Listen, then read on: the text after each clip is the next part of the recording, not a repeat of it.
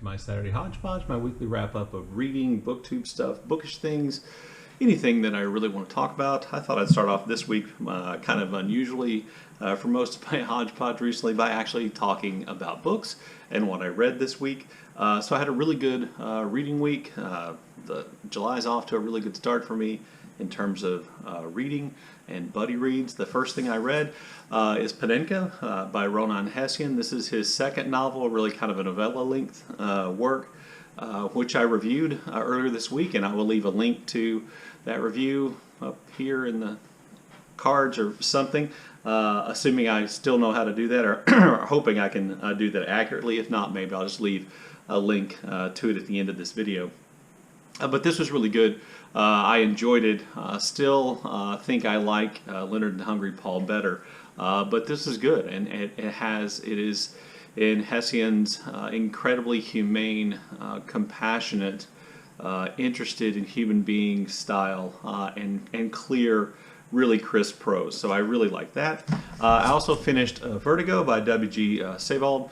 This is the fourth and the last novel of Sebald's that I had left to read.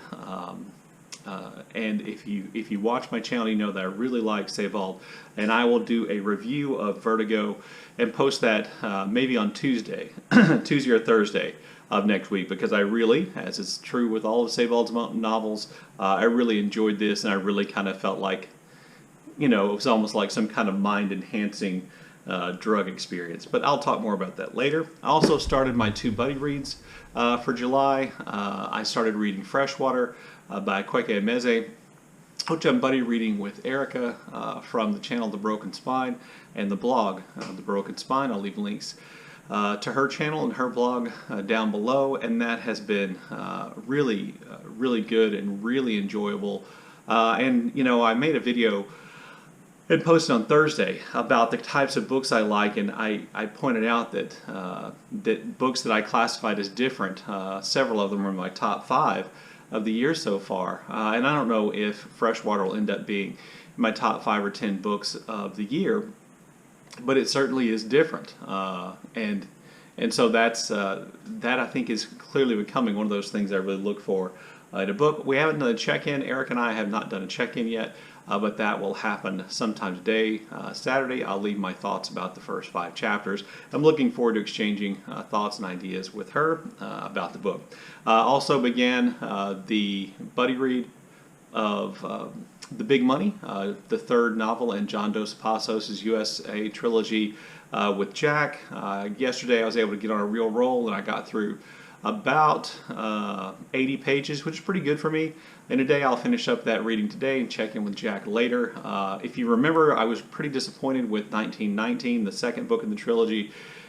And what I will say is that so far, The Big Money is started off a lot better, with a lot more kind of really incisive and great biographies and better camera eye sections and newsreels. So that's been going well. I'm hoping to pick up in the coming weeks. I'm hoping to pick up The Heartbeat of Wounded Knee again, which I'd started back in April. I'm hoping to pick that up and finish it this month, so that I can check that off the list, because I feel bad about not getting to it, and then pick up another novel that I want to read sometime in the coming week as well. So that's kind of my reading, and like I said, everything's been going well.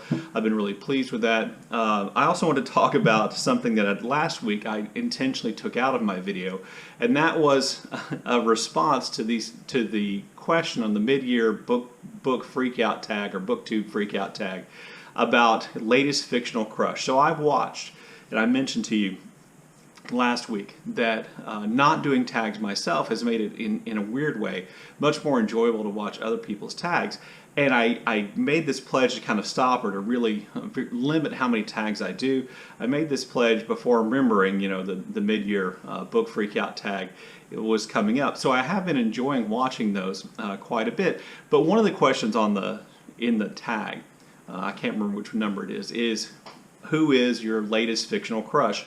And I would guess that 75 to 80% of booktubers who respond to this and who make the tag say they don't really get fictional crushes. And then they move on really quickly to the next question. And I'm willing to accept that not everybody gets fictional crushes. I'm not willing to accept that there's anything weird about having a fictional crush. And the whole reason why I'm making this statement again, why I'm going on this rant, and I don't know if you can tell, but I'm building up to a rant here. While I'm going on this rant here is because David over at the Poptimist essentially said, anyone who's over the age of 40 who still gets fictional crushes is creepy. Well, I take great exception to that, David. You're a great guy. I love your channel. I know you didn't mean to offend me, but I don't think there's anything really creepy about getting a crush on a fictional character. And the reason why I think people think it is, and the reason why I think there's this hesitancy to admit to or to think about the fact that probably more of us that are willing to admit, or more of us who have admitted to having fictional crushes have, is because of the way in which the word crush is interpreted. And to me, this is one of the kind of great tragedies that we have with social media and with our exposure to repetitive uses of words and terms over and over again, and how they become, how they take on different meanings and shades in popular culture maybe than they did in their original intent. And I think crush is one of those words. So let me just read you the actual definition for a crush. A crush is a brief but intense infatuation for someone, especially someone unattainable. That's a crush. It's just a brief feeling of infatuation for someone who is unattainable. That's what a crush is. Well, what better describes a fictional character? Being fictional characters are, by their very definition, unattainable. And if you have a really brief but intense interest or infatuation with a character, let's say Elizabeth Bennet, or let's say, in my case, Helen Huntington from The Tenant of Wildfield Hall, then that qualifies as fictional crush. Notice in the definition of fictional crush, or of crush, nowhere is there any component necessarily of sexual desire. It is not a crush is not necessarily lusting after. And if you think, well, the word infatuation implies lusting after, let me read you the word infatuation. The definition for infatuation is an intense but short-lived passion or admiration for someone or something. So you can have a crush on a fictional character who you just admire for the way in which they're described, or who you think, is someone you're really interested in, and it doesn't have to have this kind of sexual overtone. That is what we have turned this into. I think popular culture has then changed the way, or changed the interpretation of crush, and maybe I'm just an old man howling into the wind here, but I don't think there's anything remotely inappropriate or creepy about becoming really interested, infatuated with a fictional character. I know, thanks to the Twilight series with the Team Edward, Team, what's his name, Jacob, that this kind of became, cringeworthy. For good reason. This kind of became cringeworthy, but that doesn't mean that we should just totally abandon the idea totally accept the idea there's something wrong with becoming infatuated for a brief period of time with a fictional character, that there's nothing inherently, at least to my mind, creepy about that. So I wanted to go ahead and defend the idea of fictional crushes, probably because I get fictional crushes all the time on characters of both genders and all kinds of circumstances, but maybe I don't want to feel like a creep, but I did want to make sure I got that out there. Something that is creepy I want to talk about is, something is happening in this kind of evolution of the issue surrounding critical race theory. So I have a whole video about critical race theory. I'll leave a link to it at the end of this video as well. But here in the United States, critical race theory is being used by right-wing politicians and pundits to essentially attack the legacy of the civil rights movement. They know that critical race theory really isn't about teaching kids that racism can't be solved. As a matter of fact, critical race theory attempts to propose solutions to systemic racism. They know that critical race theory is not even being taught in schools, but they are going to make this an issue because they think in the culture wars they can frighten enough white people into voting for conservatives if they use this bugaboo of the critical race theory. But in addition to that, they want to use this fear of the critical race theory to essentially enact memory laws. Memory laws are laws that are passed by governments that dictate the way in which historical events have to be interpreted. And what the critics of critical race theory and what these proponents of, getting critical race theory out of schools really want is they really want to remove the teaching of the history of America's racist past, whether it's slavery, whether it's Jim Crow, whether it's during the Civil Rights Movement, and they want to do this so that white people don't feel guilty. Well, to be honest with you, I'm not a proponent of white people feeling guilty for what happened in the past. I wasn't alive, really in a position to do anything during the Civil Rights Movement, but I am alive now. So I don't feel guilty about what happened in the past. I feel responsible for correcting the mistakes made in the past. So the latest example, the thing that really got me started on this and made me decide to talk about this again today in this video, was that Tennessee essentially just challenged the teaching of the story of Ruby Bridges. Well, if you don't know, Ruby Bridges was a little African-American girl who essentially integrated a public elementary school in Louisiana. I believe it was in New Orleans, Louisiana, and the response to Ruby Bridges going to this public school, this one little African-American girl going to this public school in New Orleans, led to protests and people outside the school trying to prevent her from getting in and screaming and yelling, and she had to be escorted into the building by, I believe, federal officers so that she could go to school. And Tennessee has decided that that story is being promoted by critical race theory as a way to make white people feel guilty or a way to make white children feel like racists. That is not the point of that story, and everyone knows that. That story has nothing to do with critical race theory. That is history.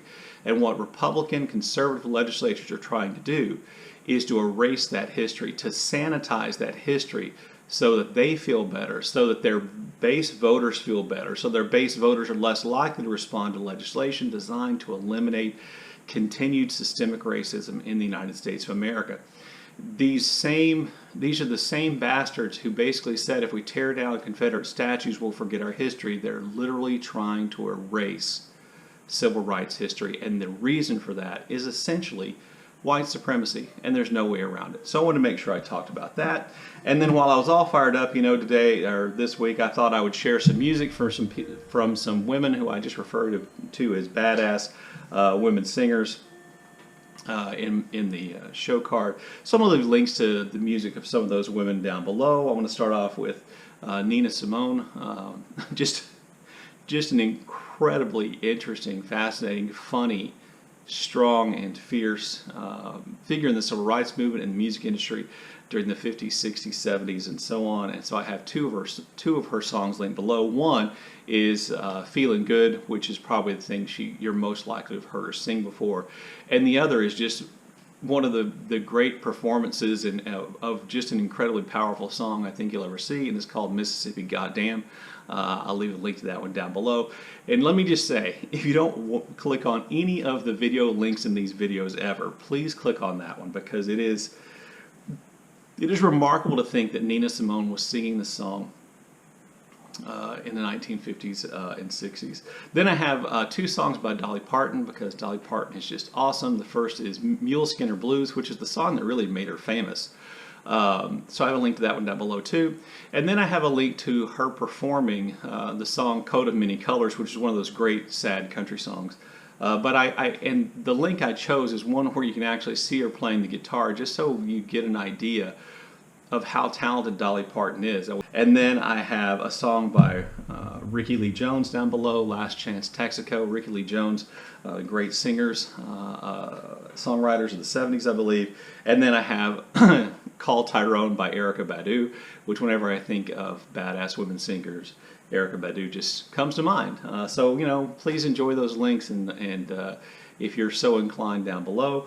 I think that's basically it for this week. I look forward to comments in the comment section below, and as always, thank you for watching.